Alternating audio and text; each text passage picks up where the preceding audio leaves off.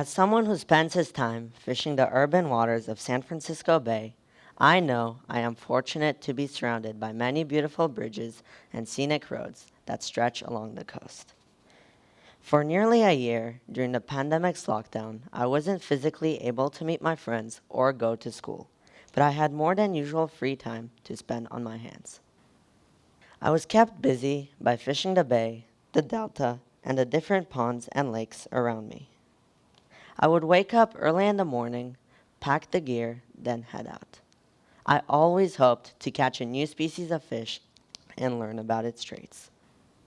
While I waited for a fish to take my bait, I found myself watching the crabs shuffle up and down the rocks, or catching a flash of a dolphin coming to the surface, or hoping for a seal to resurface with a fish in its mouth. At the same time, I was also aware of the urban communities around me. Not only did I hear and see cars jamming up on the highways and bridges that ring the bay, but the more I was exposed to the urban roads, the more questions I had. I especially wanted to learn more about the obvious impact that transportation imposes on marine life.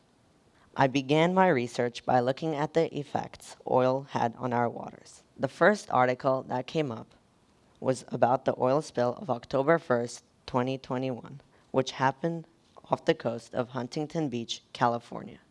We always hear on the news about major oil spills, and for good reason, because they account for over 12% of the world's total oil in the oceans. That is a lot. However, over 3 times as much oil is carried out to sea from oil runoff, which comes from roads, drain pipes, and rivers. Cars are one of the main contributors to this kind of oil runoff. After oil spills into the ocean, different aquatic ecosystems begin to be affected. The main one is the coral reef. The reefs consist of phytoplankton, zooplankton, algae, and seagrasses. Phytoplankton is an important aspect of marine life because they are at the bottom of the food chain, and marine life is being nourished by them. Zooplankton is also a very important aspect of the marine food chain because they transfer energy from planktonic algae to larger invertebrates and fish. When oil spills happen, these vital nutrients of the aquatic food chain die, resulting in surviving predatory fish losing one of their most important sources of food. The more I have done my research, the more concerning it got, as it became very obvious to me that I was not the only one who was concerned about it.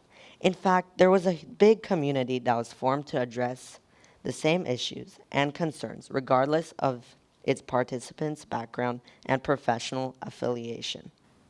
Detrimental effects on our biodiversity with every passing year are getting louder and louder. We must do better. One thing everyone can do is keep up their car's maintenance. Be sure your vehicle isn't leaking oil or other fluids.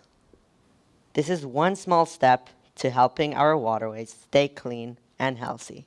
Thank you so much for your time.